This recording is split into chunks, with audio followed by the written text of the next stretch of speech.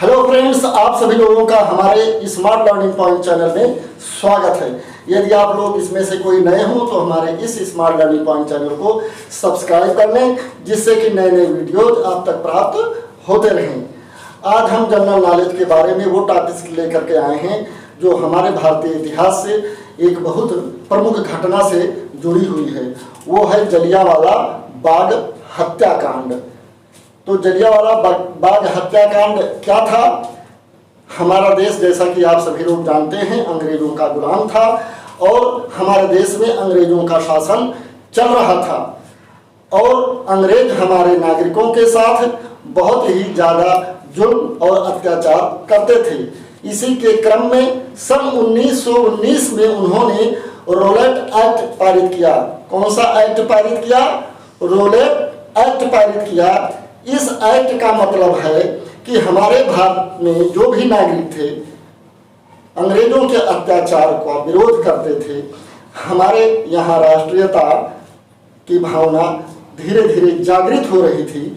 उस राष्ट्रीय भावना को दबाने के लिए उन लोगों ने, अंग्रेजों ने रोलेट एक्ट 1919 में पारित किया और इस रोलेट एक्ट का विरोध करने के लिए हमारे भारतीय नागरिक सैफुद्दीन किचलू और सतपाल ने पंजाब में विरोध का एक आयोजन किया।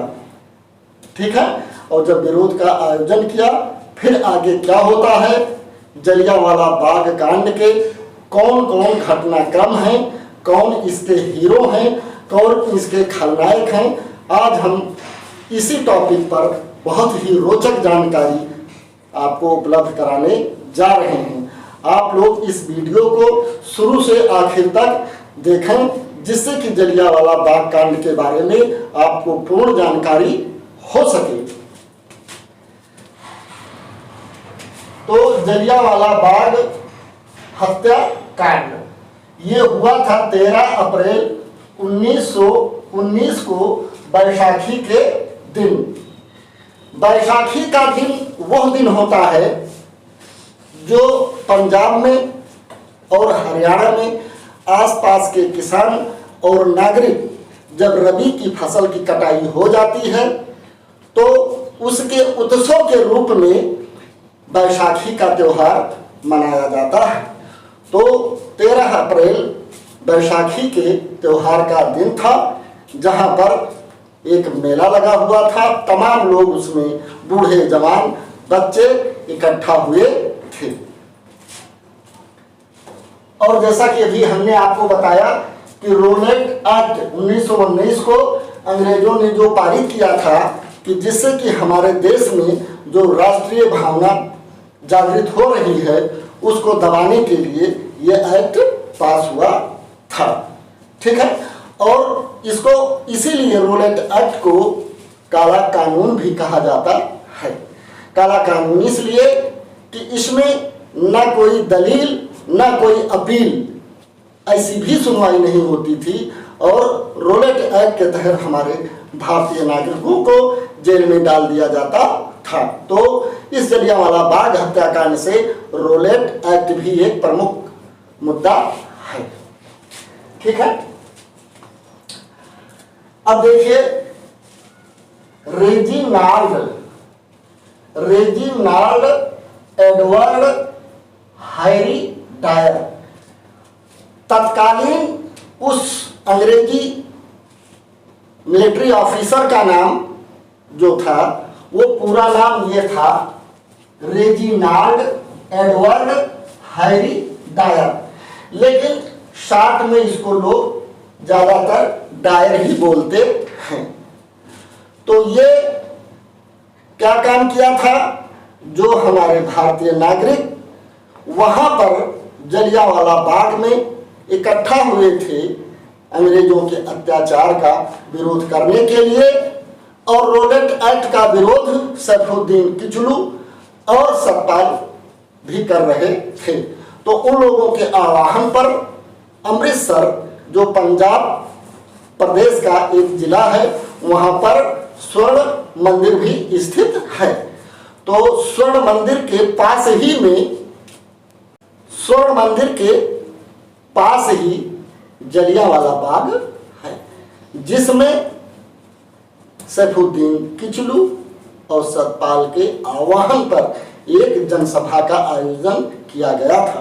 और चूंकि उस दिन बैसाखी का मेला भी था, तो तमाम लोग उस सभा में बूढ़े बच्चे जवान सब एकत्र हुए थे।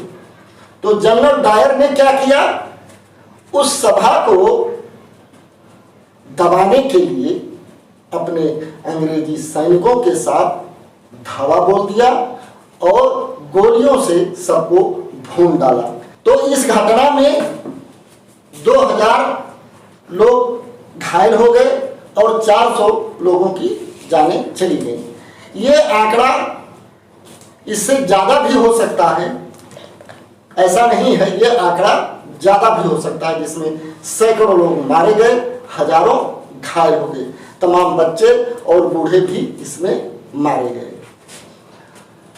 देखिए, जैसा कि मैंने बताया कि रबी की फसल काट कर आसपास के किसान पंजाब के और हरियाणा के बैसाखी के दिन खुशियां मनाते हैं।